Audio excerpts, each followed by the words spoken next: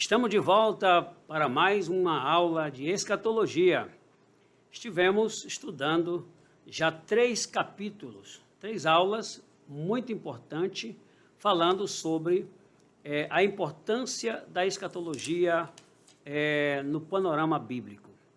Falamos de escatologia na primeira aula, fazendo uma introdução, quanto é importante no nosso livro. Aprendemos falando da abrangência de escatologia, e os tipos de escatologia geral, escatologia individual, os eventos escatológicos, muito importante. Fizemos menção do sumário dos eventos escatológicos e as dúvidas e confusões quanto à escatologia, o propósito divino com Israel, porque não tem como falar de escatologia excluindo Israel, então é necessário colocar Israel neste panorâmica escatológico. Também falamos sobre os tipos de interpretações, interpretação simbolista, futurista, preterista e histórica. Os sinais da vinda de Jesus, tudo isso no capítulo 1, na nossa primeira aula. Esperando a volta de Jesus, a certeza da volta de Cristo para com a sua igreja e tratando dessas interpretações importantes quanto à vinda de nosso Senhor e Salvador Jesus Cristo, das atitudes corretas e das atitudes errôneas quanto à questão da vinda de Cristo, ou até mesmo quanto à questão de interpretação no campo da escatologia. No capítulo 2, falamos sobre o arrebatamento da igreja de Cristo. Cristo virá a qualquer momento, muito importante. Falamos sobre a ressurreição dos mortos, que no arrebatamento Jesus virá para os seus. E nesse particular, primeiro que vai acontecer é o arrebatamento, no caso, é a ressurreição dos mortos, depois a transformação dos vivos. O encontro do Senhor nos ares, a importância, também abordamos sobre o tribunal de Cristo, após o encontro do Senhor nos ares. E também falamos sobre as bodas do Cordeiro, e tudo isso no capítulo 1, capítulo 2, melhor dizendo. Tudo isso no capítulo 2, trazendo esse entendimento. Depois, já nós falamos sobre a grande tribulação, enquanto Cristo, com a sua igreja, estarão participando da distribuição dos galardões, a igreja, depois a igreja vai participar das bodas do Cordeiro. E nesse período acontecerá a grande tribulação. Essa tribulação que vem sendo manifestada, ou será manifestada, pela participação do anticristo. Depois os juízos, 3 juízos severos de Deus. Falamos sobre os 7 selos, falamos também sobre as 7 trombetas e o terceiro juízo de Deus, as 7 taças cheias da ira de Deus. Muito importante isso no capítulo 2. No capítulo 3, falamos sobre a vinda de Jesus em glória. Falamos sobre a recompensa dos ímpios, que vai acontecer, porque na vinda de Jesus em glória, Jesus, na batalha do Armagedon, o anticristo se voltará contra Cristo e haverá o julgamento divino para as nações, que é a separação entre os bodes e as ovelhas. Na sequência, quando Jesus descerá no Monte das Oliveiras, ali onde se fenderá em um vale, e todo o olho o verá. Aí haverá preparação para o milênio. Quem estará no milênio? E como será a vinda de Jesus em glória? Então, o milênio terá sua literalidade. A terra será governada por Jesus, Jerusalém será a capital do mundo, né? E os aspectos relevantes relacionados também ao milênio. Depois do milênio, Satanás ele será preso, depois aí acontecerá o milênio, depois do milênio, Satanás será solto e haverá a última grande guerra. E nessa grande guerra, Jesus certamente vencerá com seus remidos, com seus anjos, seus exércitos, e acontecerá o juízo final.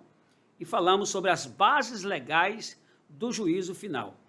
E as sentenças que ocorrerá, o estado intermediário, o lugar dos mortos, a situação dos mortos, e também tanto a questão dos salvos, que participarão da primeira ressurreição, isso antes do milênio, e também o estado intermediário dos ímpios, cuja ressurreição será exatamente no juízo final, no grande trono branco. O destino deles será justamente isso. E nós hoje falamos também sobre a importância, vamos entrar no eterno e perfeito estado, mas também nós falamos sobre as consequências da primeira vinda de Jesus na Terra. Quando ele veio, na sua primeira vinda, já veio, o que ocorreu, tanto no sistema na Terra, no sistema político, no sistema social, o tratamento de Jesus com os publicanos e o tratamento de Jesus com as mulheres.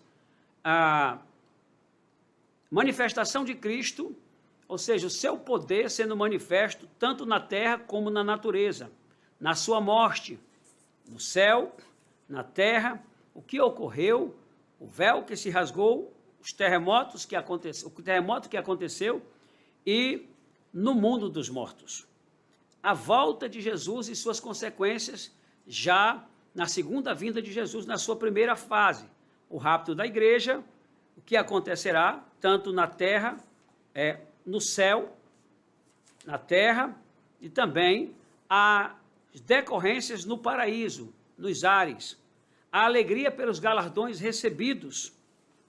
Isso é maravilhoso para todos nós. Estamos fazendo um resumo de tudo o que representou o curso de escatologia para o povo de Deus, especialmente para os alunos do curso de capacitação.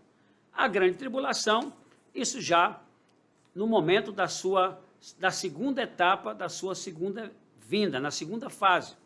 E aí, surgimento do anticristo, sinais que revelam a sua identificação e o rompimento, o acordo, o rompimento que acontecerá. Então, meus amados, o resumo de todos os 3 capítulos, tanto o capítulo 1 como o capítulo 2 e o capítulo 3, e agora nós vamos tratar sobre o eterno e perfeito estado. Quero convidar os senhores para a leitura da palavra de Deus em Apocalipse, capítulo de número 22, verso 1 até o 5, que diz: E mostrou-me o rio puro da água da vida, claro como cristal, que procedia do trono de Deus e do Cordeiro. No meio da sua praça, e de uma e de outra banda do rio, estava a árvore da vida, que produz 12 frutos, dando seu fruto de mês em mês, e as folhas da árvore são para a saúde das nações. E ali nunca mais haverá maldição contra alguém, e nela estarão o trono de Deus e do Cordeiro, e os seus servos o servirão. Versículo 4. E verão o seu rosto, e na sua testa estará o seu nome. E ali não haverá mais noite, e não necessitarão de lâmpada, de luz nem de luz do sol, porque o Senhor Deus os alumia e reinarão para todo sempre. Maravilha! É, sem dúvida, a nossa grande expectativa, o arrebatamento da igreja e certamente passarmos por esse estágio de perfeição. O que é o céu? O céu não é apenas um estado de eterna bem-aventurança. Ele é também um lugar de morada dos justos, no seu estado eterno de glorificação. Você pode ver aí Hebreus 4, 26. É o lugar onde os nossos relacionamentos são mais excelentes, mais emocionantes, mais gloriosos que qualquer coisa que conheçamos ou tenhamos experimentado na terra. Mesmo não sendo possível conhecer neste mundo a natureza da plena bem-aventurança futura, as Escrituras dão diversas amostras do que será o gozo preparado por Deus e para os seus filhos. O reino do mundo se tornou de nosso Senhor Jesus Cristo. Ele reinará pelos séculos dos séculos. Apocalipse, capítulo 11, versículos de número 15. Olha só, maravilha é uma explanação do que representa o céu. Não tem como dar todo o seu significado, porque quando se fala em céu, nós estamos falando de lugar de delícias, algo inimaginável ainda, que não foi tocado, não foi vivenciado pelo homem, mas nós temos a certeza e a convicção de que vamos estar lá em nome de Jesus. O céu é lugar dos remidos, cidade dos remidos, cidade de luz. O conceito cristão de morte aqui inclui a morte física, que é a separação da alma e do corpo. É considerado o último acontecimento na vida terrena do indivíduo. O homem está destinado a morrer uma só vez e depois disso enfrentar o juízo. Então, Cristo aboliu a pena de morte. A cédula que estava cravada contra nós, Jesus rasgou esta cédula, ou seja, aboliu, eliminou. E esta abolição, na sua suficiência, é de caráter universal, pois é capaz de salvar a todos, porque Deus amou o mundo de tal maneira que deu seu Filho unigênito para que todo aquele que nele crê não pereça, mas tenha a vida eterna. Porém, é restrita na sua eficiência, pois opera somente para quem está em Cristo. Quem está em Cristo não morre, mas passa da morte para a vida.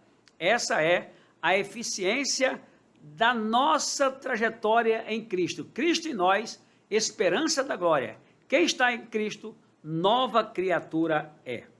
Mas nós temos aqui, pelo menos, 3 argumentos que são sempre analisados sobre a questão da imortalidade. Nós temos o argumento psicológico. O espírito é essência imaterial, indizível e, portanto, indestrutível. Nessa questão do argumento psicológico, nós estamos vendo o seguinte, que essa essência imaterial e indizível, ela não pode ser destruída. Portanto, o espírito voltará a Deus que o deu. Nós temos certeza que é dessa forma que vai acontecer com todos aqueles que servem a Cristo. Argumento teológico. O espírito humano não completa e nem pode completar sua finalidade neste mundo, precisando de um outro mundo de existência continuada para alcançar plena realidade ou felicidade. A nossa felicidade está em Cristo, Jesus, o nosso Senhor. E tem o argumento moral. O homem nesse mundo nem sempre recebe justiça. O céu, meus amados, é um lugar que não entrará nem pecado, nem tampouco injustiça. Lugar de delícias, lugar de justiça e também é um lugar onde o pecado não terá nenhum acesso. O céu é morada de Deus. Então, nessa questão da imortalidade, nós temos aqui os 3 argumentos, psicológico, teológico e o argumento moral. O estado eterno. Eternidade, meus amados, se define como aquilo que é eterno quanto ao tempo. O que é o tempo e a eternidade? Esse assunto ainda permanece oculto para nós. E de acordo com este conceito de divisão de tempo, somente o presente existe para nós. O passado já não é e o futuro não existe. Portanto, esse tempo é o que nós conhecemos dessa forma e a eternidade ainda está por acontecer. Vivemos o presente, o que já passou não existe e o futuro ainda está por acontecer. E temos a certeza que a nossa morada e a nossa vivência será a eternidade com Cristo. Nunca mais haverá maldição contra alguém. O tempo é aquilo que divide o dia em frações, passado, presente e futuro. Temos o tempo concreto, ou o tempo vivido, que é o tempo vivido, é aquele que resulta do movimento vivido por cada ser. O tempo abstrato, o que acontece como uma linha ao longo dos acontecimentos do universo, e o tempo objetivo, que é a unidade de 24 horas, ou o que nós chamamos de linha do tempo. Muito importante essa avaliação. Aqui finda o tempo na história humana e começa o dia eterno. Todas as coisas terão sido restauradas. maravilha, é Deus que vai fazer isso, é o perfeito e é estado eterno que nós estamos falando neste momento. É importante que aqueles que vão ter a oportunidade de participar do arrebatamento, depois de toda essa manifestação, a participação do milênio, acontecimento do milênio, o juízo final, virá o perfeito estado eterno, aonde a igreja terá sua eternidade com Cristo. Isto é maravilhoso. Novos céus e nova terra. Esta restauração será completa, a restauração de todas as coisas. Apocalipse 21, verso 1, e vi um novo céu e uma nova terra, porque já o primeiro céu e a primeira terra passaram, e o mar já não existe. O pecado de desobediência de Adão afetaram toda a criação, incluindo a natureza. Como consequência da queda, a terra recebeu uma sentença de juízo. A natureza aguarda a sua redenção, que será instaurada por Deus nos fins dos tempos. Ou seja, todas as coisas serão restauradas. Aquilo que ficou em completa desolação e destruição, neste tempo, Deus restaurará todas as coisas. Novos céus e nova terra. Olha só, em Cristo, céus e terras serão congregados. O apóstolo afirma, o apóstolo Pedro, que aguardamos novos céus e nova terra. A igreja de Jesus tem sido perseguida ao longo da história, mas está perto o tempo em que não haverá nenhuma ação maligna ou humana contra o povo do Senhor. Com a restauração de todas as coisas, os novos céus e a nova terra, não haverá lembrança das coisas passadas, nem mais se recordarão das coisas ruins que aconteceram. Então, Deus restaurará todas as coisas, trazendo também novos céus e nova terra. A implementação da Nova Jerusalém será um lugar santo de comunhão e relacionamento, de comunhão de relacionamento com Deus. Ali encontraremos uma linda praça, no meio da qual atravessa o rio da vida, com a árvore da vida em suas margens. Só os que têm o nome escrito no livro da vida entrarão nesta linda cidade. Oh, aleluia! Maravilha! É uma grande expectativa para os céus, para os seus e para os servos de Deus que estão aguardando este momento da vinda do Senhor, de estar com Cristo para todo sempre. Os muros e as 12 portas. Cada porta é uma pérola.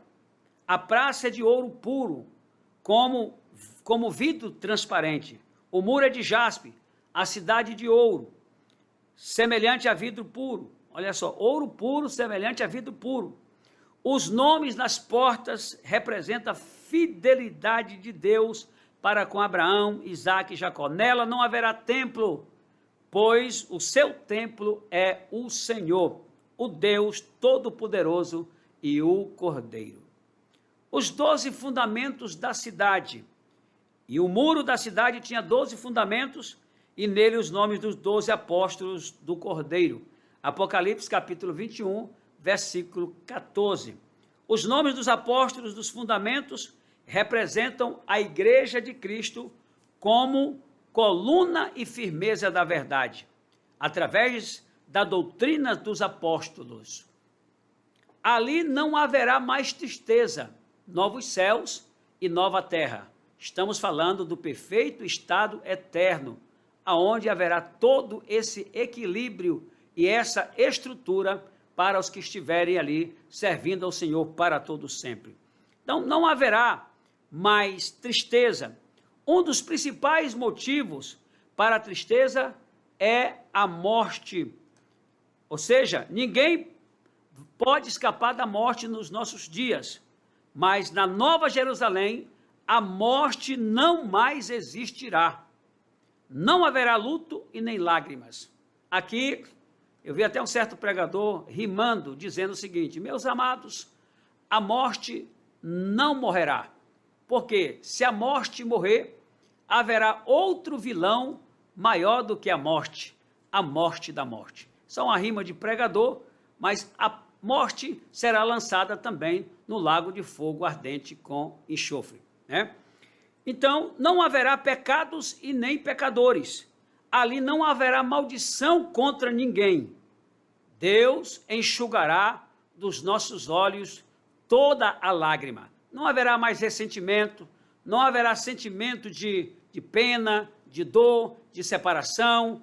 Tudo isso será eliminado, porque acontecerá novos céus e nova terra, e Deus cuidará do seu povo em uma restauração de todas as coisas. As perfeições do eterno e perfeito estado. Eterno e perfeito lugar. Aqui finda o tempo e a história humana e começa o dia eterno. Estamos indo já para o final da nossa ministração no curso de capacitação na matéria de escatologia. Aqui é o estágio final, eterno, perfeito, aonde todos os congregados em Cristo Jesus reinarão para todo sempre. Jesus fez menção desta era perfeita em Lucas, capítulo 20, verso 35. Aqui finda o tempo e a história humana, e começa o dia eterno. 2 de Pedro, capítulo 3, e versículo 18. Ou o dia da eternidade, de acordo com a versão ARC.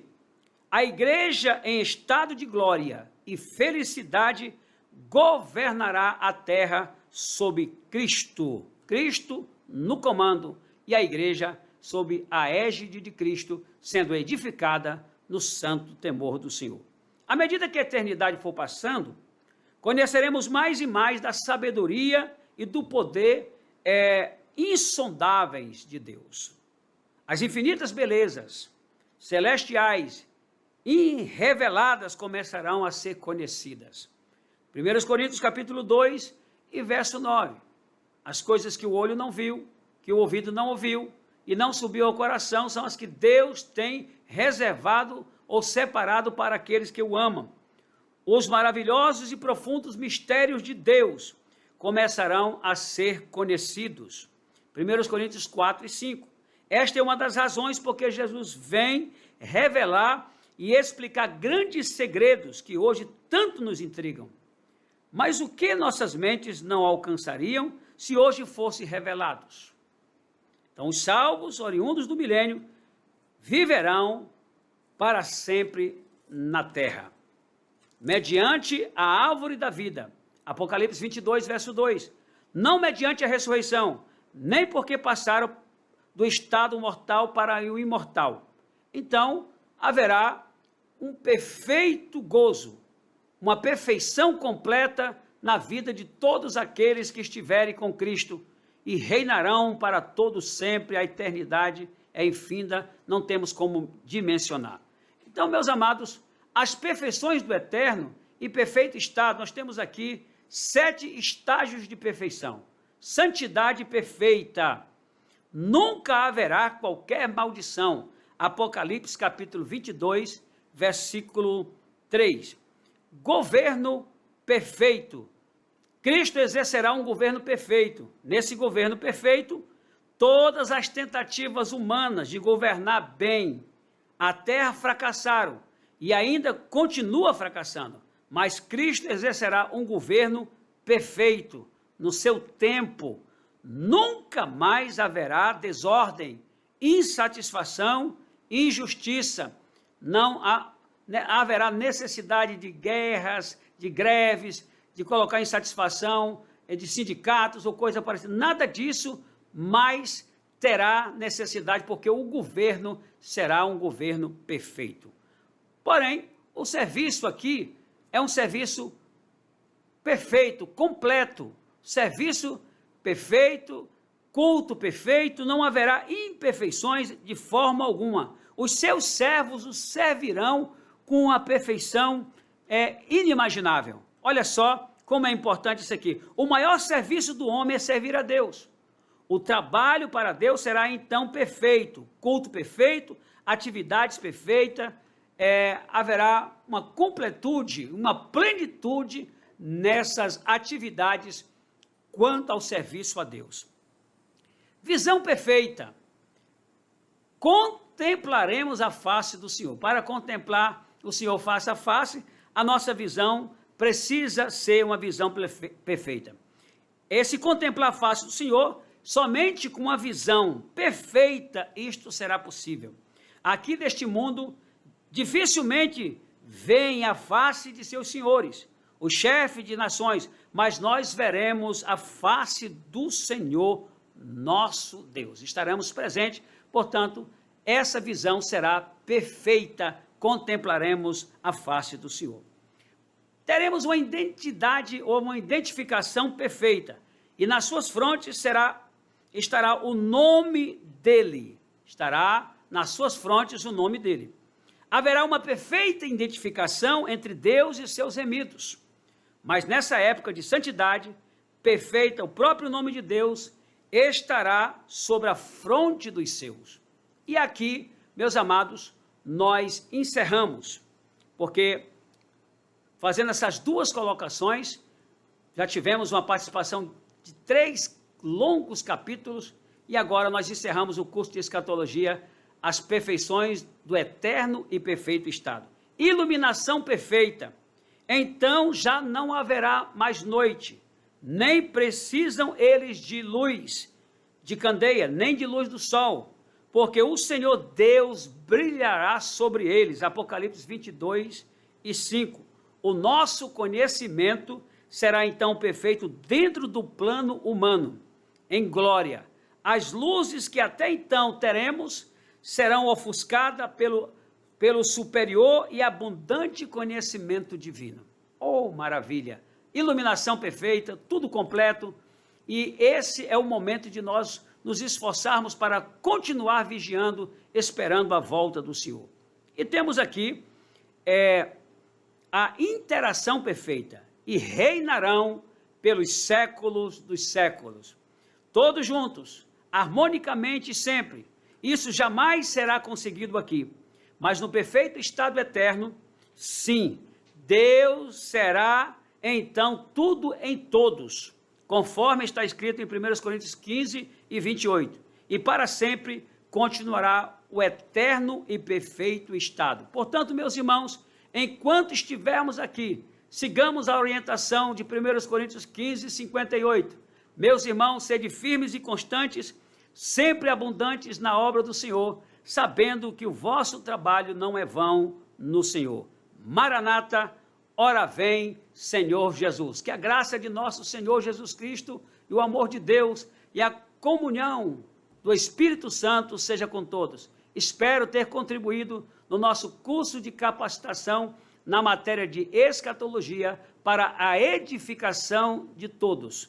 Parabéns, Deus abençoe por você ter concluído o curso de capacitação, em especial aqui na matéria de escatologia. Quero agradecer a nossa querida e magna convenção, a Semaderon, a coordenação do curso, deste curso de capacitação, a todos os alunos que se inscreveram e estão do começo até o presente momento neste curso de capacitação, bem como aos alunos de Machadinho, do Oeste. Um abraço, meu abraço a todos vocês que participaram deste importante curso de capacitação para o serviço cristão. Deus abençoe, foi um prazer estar convosco, que a graça do Senhor esteja com todos. Obrigado.